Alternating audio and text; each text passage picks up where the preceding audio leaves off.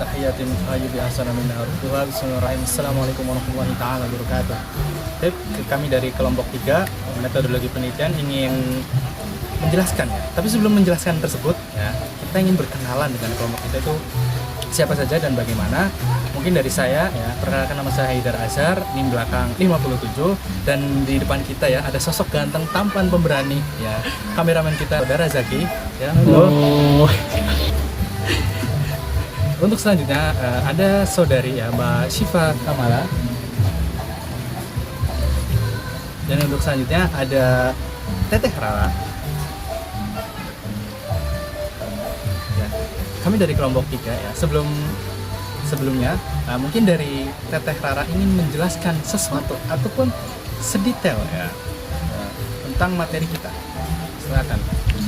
Baik, sesuai dengan judul kita yaitu makna cinta dalam puisinya Bapak Abdul Wahid, menggunakan hermeneutika Paul Ricoeur ya. Ya, saya nggak tahu itu namanya Paul Ricoeur kah Ricoeur, nggak tahu ya. Penting Bapak Paul ya. Nah, sebelum itu kita kenalan dulu nih sama Bapak Paul ini tuh sendiri. Bapak Paul itu sendiri itu tuh sebenarnya beliau itu orang Prancis yang kemudian menyeimbangkan, jadi beliau tuh menafsirkan sesuatu ya, mungkin menafsirkan bukunya beliau sendiri dengan metode filsafat. Makanya Bapak Abdul Wahid BS ini menggunakan hermeneutikanya beliau ke dalam fungsi makna cinta itu sendiri.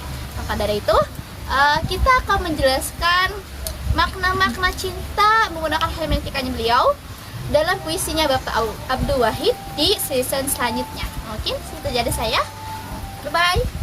Oh ya guys, jangan lupa satu orang lagi, ini ada Mbak Novita ya, karena beliau itu berhalangan hadir di acara ini, tapi beliau tetap berkontribusi penuh di dalam acara ini.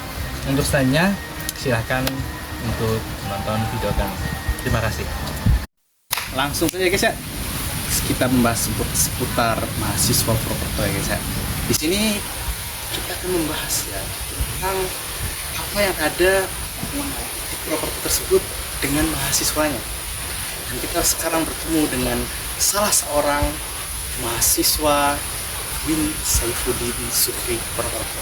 Yuk, boleh perkenalan Bu? Oke, perkenalkan, nama saya Syifa Kamala Zauja. Saya dari prodi IAK ya. Dan untuk seterusnya, mungkin untuk prospek kedepannya apa Mbak? Prospek gimana maksudnya? Prospek dari Anda kenapa Anda bisa masuk IAT, melakukan tafsir, dan kenapa Anda bisa di situ, dan kenapa Anda mau di situ? Sebelumnya emang saya dulu pengen kuliah di UIN ya. Kalau masalah prodi itu nggak pilih sendiri, itu pilihan dari orang tua. Insyaallah, jadi nurut aja. Birrul walidain. Iya. Insyaallah ya.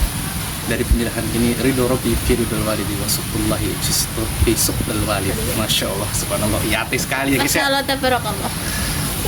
Jadi selanjutnya Mbak Syifa, Iya.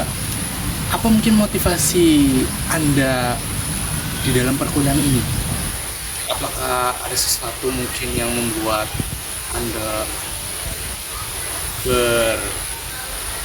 berkesinambungan dengan kehidupan Anda, maupun di situ ada cita-cita yang terpendam dari diri Anda? Nggak ada sih. Kuliah cuma ikut aja, yang penting lulus ya gitu. Oh, jadi ini kan seperti yang dikatakan pepatah yamsi kama yuro ya, seperti kata di Arab itu ada yamsi kama yuro ya, seperti lainnya saya nanya Ya, terus mau jadi apa ya, takdir ikut aja. Masya Allah Ya. ya, Yang sekali. penting ilmunya manfaat gitu. Untuk selanjutnya apakah dengan maaf sebelumnya nih, Ya, Anda berarti itu mondok atau tidak? ya saya mondok. Di mana itu? Kalau di Purwokerto di Darul Akhbar. Ya. Apakah mondok tersebut keinginan Anda sendiri atau disuruh siapa gitu lagi? Kalau mondok ya disuruh orang tua karena nggak boleh ngekos. Siap, soleh. Terus keinginan sendiri.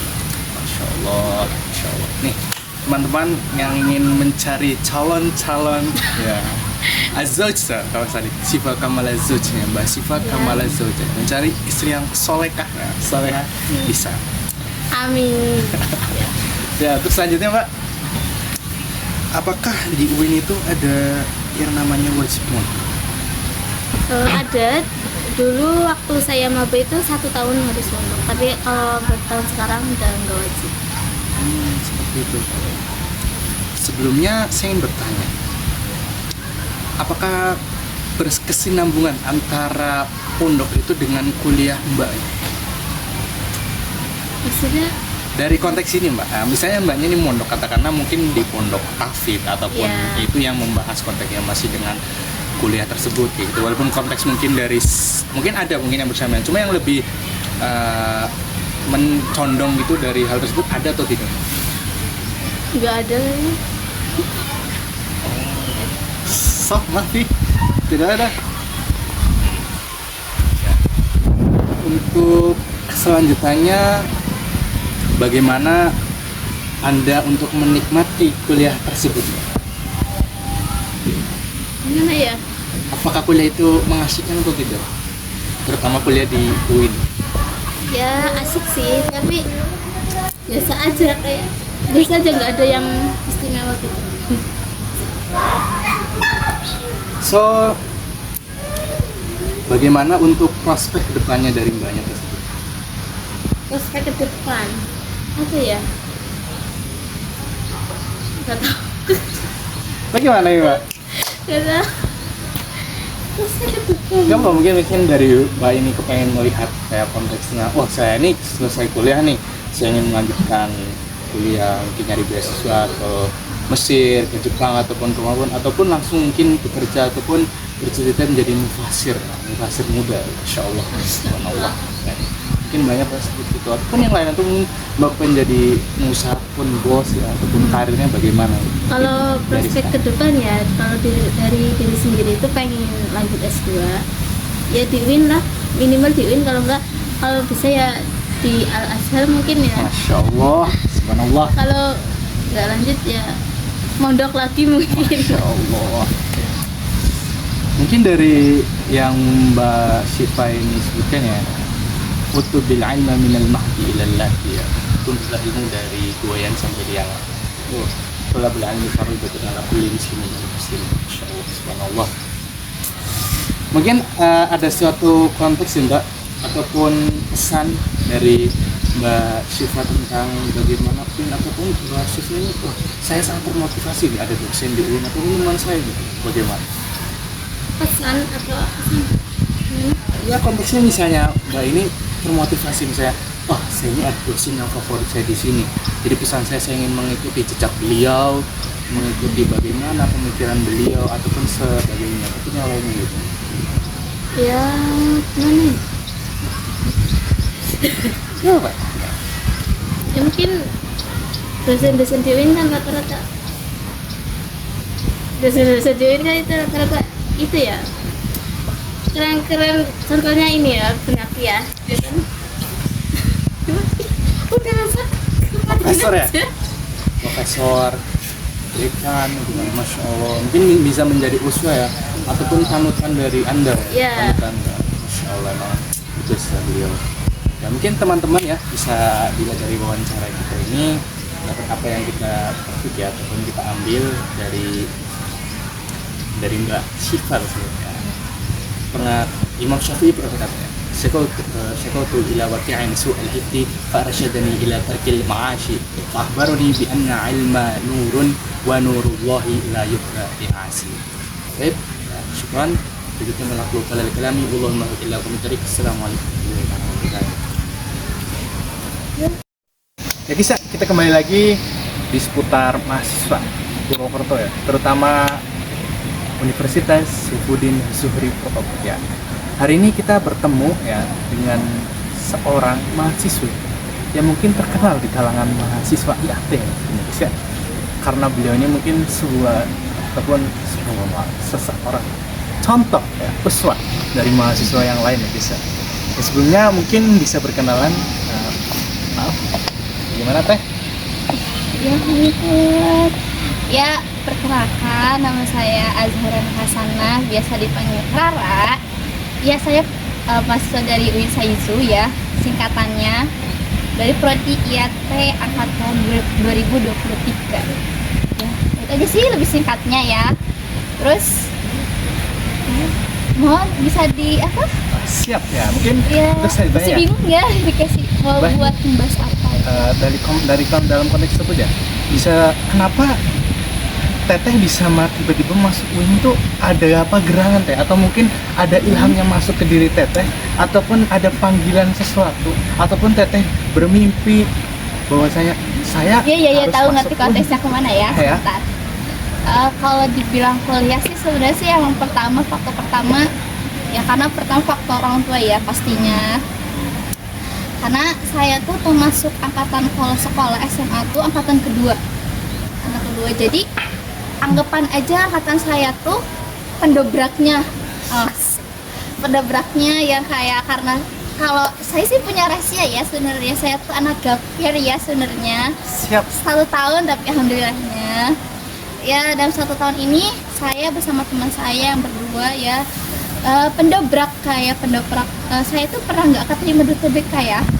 TBK ya namanya juga masa-masa sulit ya, masa-masa saya kelas 12 kita yang angkatan pertama bingung namanya ya kalau dipikir sih jadinya angkatan pertama ya karena ijazahnya tuh baru angkatan pertama itu karena kan angkatan sebelumnya dia tuh masih bernaung di sekolah lain. Abis itu karena kita pendobraknya UTBK jadi mau gak mau karena saya tadi gapir ya saya disuruh ibu saya ya untuk ikutan les ya, saya mau menutupi aja lesnya apa.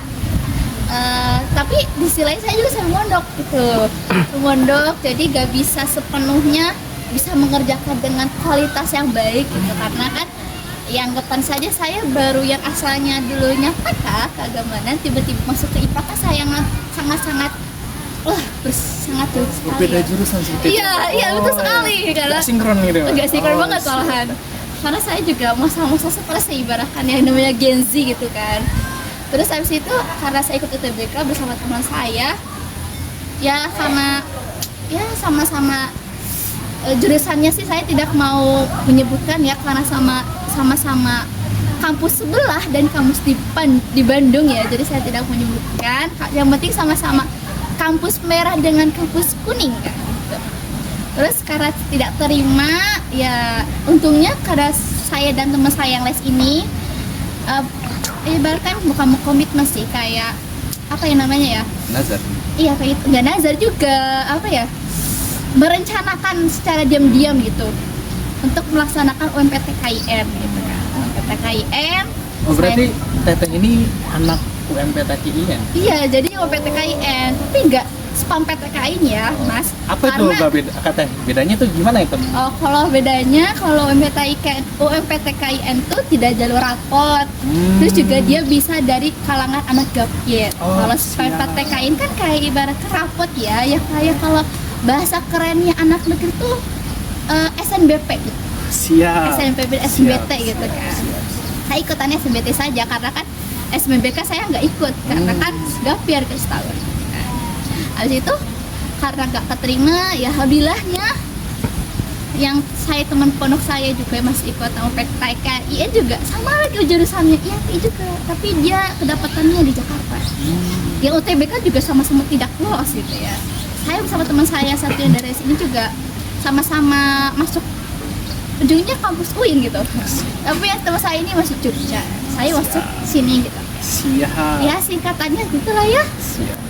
Profil saya gitu kan ibaratnya. Selanjutnya bagaimana Teh? Mungkin motivasi Teteh itu bagaimana untuk kuliah di UIN ataupun lulus nanti bagaimana ataupun prospek nanti bagaimana itu bagaimana Teh? Kalau misalnya masalah kerja sih ya, saya belum ada kepikiran ke sana ya, karena sesuai ucapan ayah saya ya gitu, beliau mengatakan kepada saya nggak usah mikirin kerjanya bagaimana, yang penting belajar karena kan belajar bisa membuat skill gitu. Saya juga berusaha untuk semaksimal mungkin ya, walaupun saya bukan mahasiswa yang kura-kura tapi saya kupu-kupu, saya tetap apa ya namanya menyimbangkan kayak gitu. Siap. kayaknya kurang ini Mbak. Teh, mungkin mbaknya ini, tetehnya ini kupo Mbak. Kupo. Iya, Kuliah pondok, kuliah pondok. Oh iya betul sekali, saya Ini ya, mungkin bukan kupon sih, kupon ya ibaratkan. oh ya kupon, betul kupon. Kuliah pondok, Iya. kuliah pondok, masya Allah. Iya kupon. Mungkin teteh ini bagaimana bisa membagi waktu antara hal tersebut? Karena mungkin di pondok itu disibukkan dengan hal ngaji ataupun kuliah dengan tugas yang begitu Iya. banyak dan mungkin cerita tabrakan dia itu gimana ataupun sebenarnya maaf nih pondok di mana nih teteh? Aduh, kalau masalah itu sih, kalau ada sebutannya ya, nggak sebutan juga sih, kayak termasuk pondokan yang dibilang tuh ketat sekali ya. Allah. Tapi ya karena kita sama-sama bisa menyimbangkan, jadi ya santai aja sih sebenarnya, kayak kita bisa menyimbangkan antara pondok dengan kuliah. Tetap sama-sama berkewajiban bersama-sama. Kalau pondoknya apa sebenarnya? Atau tidak ya? Bisa disebut apa bisa dipanggil apa bisa? Panggilan disebutnya Eto, anak Eto. Anak Eto guys. Masya Allah anak Eto ada di sini ya guys ya. Terkenal dengan kedisiplinan.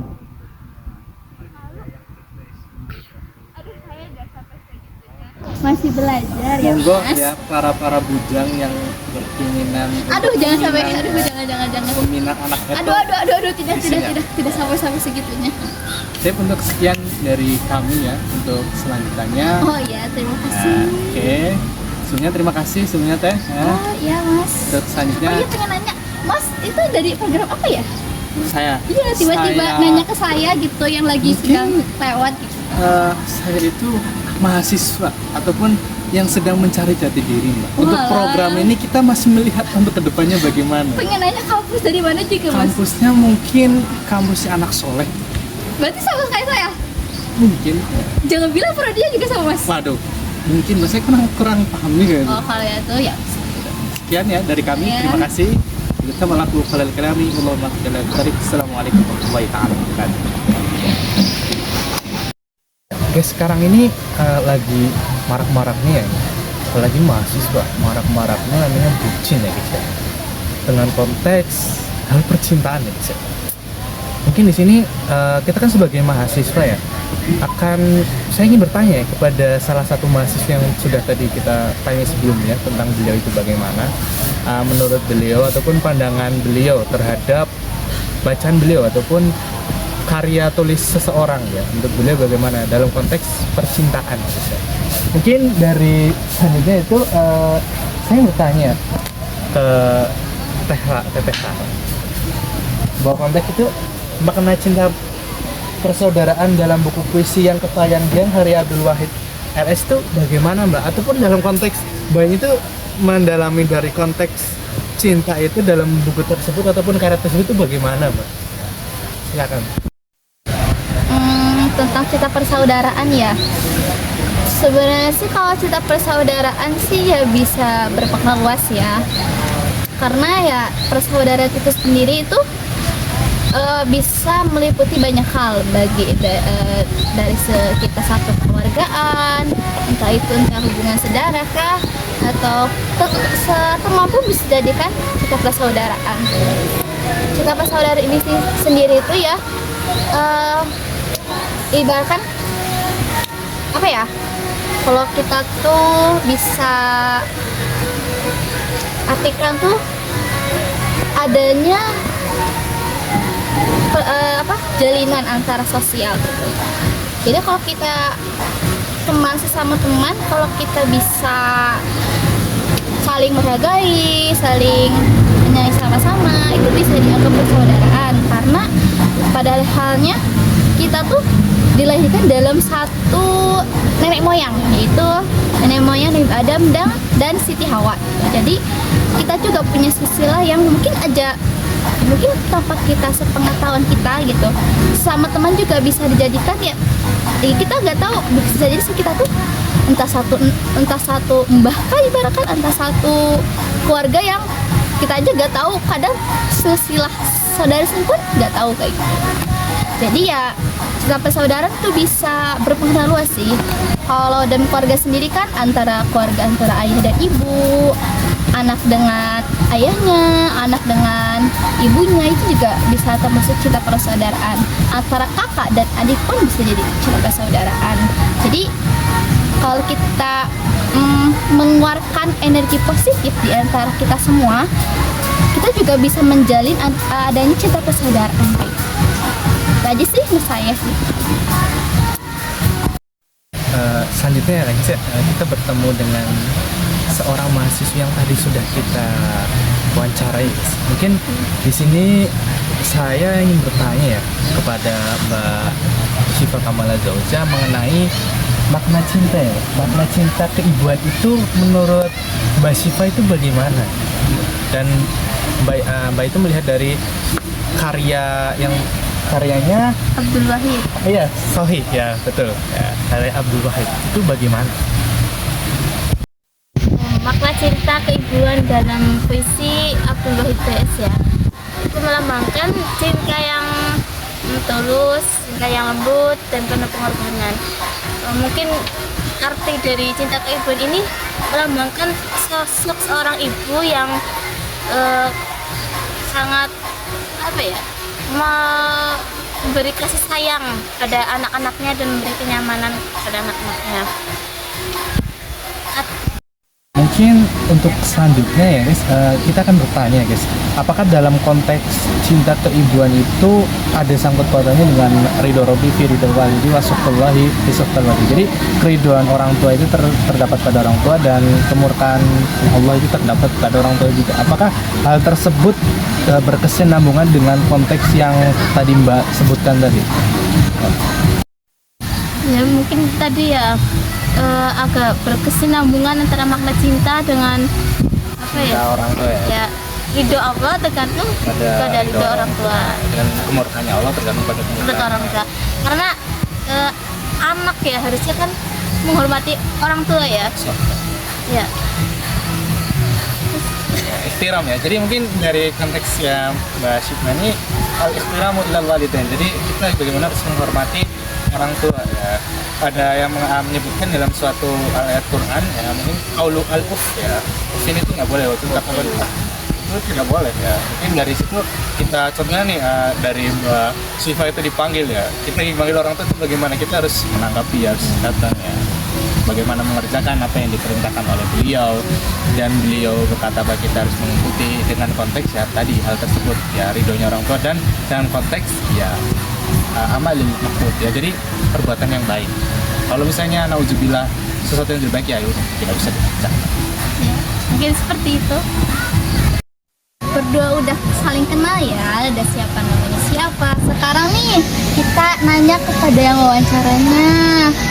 Oh ya, kan kita dari tadi tanya nama-namanya terus kan. Nah sekarang kan ya, nama masih siapa ya sebenarnya? Dari tadi kita cuma kayak sebatas kita aja gitu, nggak sama yang masnya sendiri. Sama mas sendiri, siapa nih namanya? Langsung saja. Jadi sebenarnya maaf nih, kita belum perkenalan nih kita. Mungkin kita dapat perkenalan ya. Nama lengkap saya Hidayat Sabtomulo. Saya berasal dari sini ya, daerah sini saja ya mas. Ya mas, saya netizen ya. Terus untuk sekarang saya berkuliah di salah satu kampus ya. Ini bisa disebutkan kampus. Oh iya. salah, anak soleh. Oh kampus yang nggak punya parkiran ya? Astagfirullah, tidak, nggak boleh kayak gitu. Wah, ini mungkin ini bisa menjadi masukan ya untuk selanjutnya bagaimana kedepannya ya. Mungkin kita akan berlanjut untuk materi tersebut apa ya? Iya. Mbak. Oh tadi kita habis diskusi ya. Tadi kan kita bertanya-tanya nih. Nah sekarang kita ngebahas tentang puisinya Abdul Wahid tentang makna cinta. Nah kan ada banyak tuh. Selanjutnya tuh kita milih cinta ketuhanan deh. Menurut Mas Haidar sendiri tuh cinta ketuhanan tuh gimana ya? Menurut saya sendiri sih ya, untuk dalam konteks al-hubbu minallah ya, al-hubbu ilallah. Al-hubbu ilallah tuh bagaimana kita cinta ya, akan pendekatan kita kepada Yang Maha Kuasa. Karena sejatinya kita itu diciptakan ya liya'budilallah ya, untuk menyembah ataupun beribadah kepada Allah. Ya. Dari situ hakikatnya ya, kita sebagai hambanya ya, kita mengerjakan yang amar ma'ruf nahi munkar ya. Jadi mengerjakan sesuatu yang disuruh perintah dan tidak mengerjakan satu yang dilarang ya, tidak mengerjakan satu yang dilarang oleh Allah. dalam konteks pernah membaca dalam kitab tauhid ya, itu al-iman yazidu bitta'ah wa yanqusu bil maksiyah ya. Jadi keimanan tersebut itu pertama dengan adanya iman ya. Kita harus memaknai, kita harus tahu dulu makna dari konteks iman itu apa? Iman itu adalah kepercayaan ya. Dari situ kita sudah percaya bahwasanya kita percaya kita mempunyai Tuhan, kita ibadah al-ubudiyah kaifiyah. Bagaimana untuk ibadah kita belajar. Karena kita percaya makanya kita belajar dari hal tersebut. Itu termasuk daripada al-iman. Kan tadi saya sebutkan al-iman yazidu bitta'ah wa yanqusu bil maksiyah. Ya, jadi iman itu akan bertambah dengan kita ya ketaatannya. Ta'ah ya. Ta'ah itu mana ya? Ta'ah itu bermakna beribadah ya. Dengan mana ketaatan kita. Jadi suatu saat ya kita berarti kita lagi namanya taatnya tinggi itu insya Allah iman kita sedang tinggi ya. Wa yanqusu bil maksiyah nuqsan ya, ataupun berkurangnya suatu iman itu ada dengan al-ma'asi ya, atau ke al-ma'asi ya. Jadi bagaimana iman itu berkurangnya dengan hal tersebut itu al-ma'asi ataupun maksiat ya, suatu hal yang buruk ataupun yang mungkar yang tidak boleh dilakukan oleh manusia karena sudah diperintahkan oleh Allah Subhanahu wa taala. Mungkin dari simpelnya konteksnya mungkin dari satu Gus Bah pernah berbicara bahwasanya konteks kita tuh hidup bagaimana ya, udah intinya atarkul ma'asi ya. Contoh konteksnya ini kameramen ya, ada Mas Zaki ya. Mungkin Mas Zaki ini bingung ya malam-malam ini di kosan ataupun kontrakan ataupun pondok. Beliau ini Mas kameramen Mas Zaki ini bingung ya, Mas hamil tuh ya, apa yang saya lakukan ya, bingung ini Mas Zaki ya gak apa-apa selagi itu baik lakukanlah. Misalnya Mas Zaki ini maaf ya atas sajur ya, aduhan atas sajur ya, saya rokok ataupun hadus binikmah, beliau berbincang-bincang dengan sahabatnya ataupun kawannya. Yang penting satu terkul ma'asi, meninggalkan maksiat ya, liizalati al-ma'asi ya, menjauhkan dari namanya perkara hal yang buruk tersebut. Mungkin dari konteks tadi yang mungkin makna cinta ke Tuhan ini tadi balik lagi, bagaimana kita memahami atas kuasa Allah Subhanahu wa taala yang telah diberikan kepada kita, mungkin dari nikmat paling kecil yang kita tidak sadari, yaitu nikmat apa? Sehat. Kesehatan itu sangat begitu penting. Karena orang banyak berbondong, apa itu makna kesuksesan tanpa adanya uang? Itu sangat besar. Karena konteksnya ada itu. Kita ada cerita sedikit ya mungkin dari pengalaman, yaitu ada suatu si fulan ini dulunya pas mudanya dia berlomba-lomba untuk bekerja, sering bekerja, berniat untuk mengumpulkan uang banyak. Akhirnya sampai dia lupa akan konteksnya dia hidup itu untuk apa ya, karena dia sibuk untuk duniawinya saja ya, padahal pada dasarnya yang memberikan juga Tuhan itu sendiri kan ya. Pada akhirnya Nazubillah di akhir hayatnya itu beliau dikasih ujian berupa sakit ya, sakitnya benar-benar dia harus berobat dan itu mengharuskan namanya al-mal ya, an-nukut ya, ataupun uang ya. Udah akhirnya tabungan beliau terbuat dengan namanya ujian tersebut ya, dari berobatnya beliau kemana. Makanya di sini kesimpulannya ini ya, pernah dijelaskan ya, ikmal itu ya kata Aisyah ada kan, wakmal kata kamu berbeda. Jadi kita itu sebagai manusia dalam karena pekerjaan ataupun ikmal dunia kak ya, hidup kehidupan dunia ya, seakan-akan kita hidup selamanya dalam konteks udah kerjakan. Kalau misalnya belum bisa udah lanjutkan besok hari bisa, kalau bisa ya selesaikan, kalau belum ya udah mau lanjut.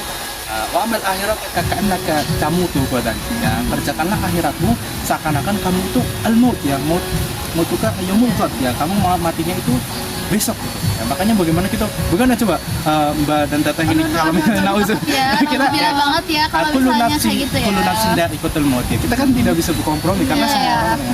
Mungkin bagaimana kita misalnya nauzul kita meninggal kita tidak ada yang tahu. Ya, makanya kita harus belum melepas tabikul khairat ya, belum dalam kebaikan. Karena kita nggak tahu ya, al-maut ada al-maut di alam ya, kita tidak tahu dan yang namanya kematian itu kapan datang kepada kita.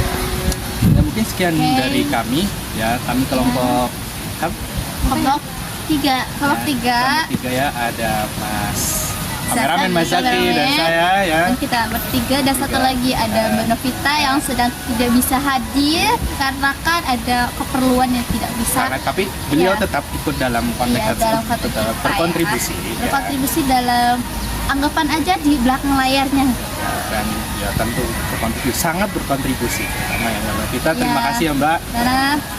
Ya, terima kasih juga para netizen ya semuanya yang sudah menonton video kami. Semoga apa yang kami berikan dapat bermanfaat bagi kita semua. Oke, jadi cukup sekian dari Papa kami. Mohon maaf atas segala kekurangan dan kelebihannya, mungkin emang berkahnya dari Allah. Kita hanya sebagai hamba yang bisa mengamalkan apa yang kita dapatkan, gitu ya. Itu sekian. Assalamualaikum warahmatullahi wabarakatuh.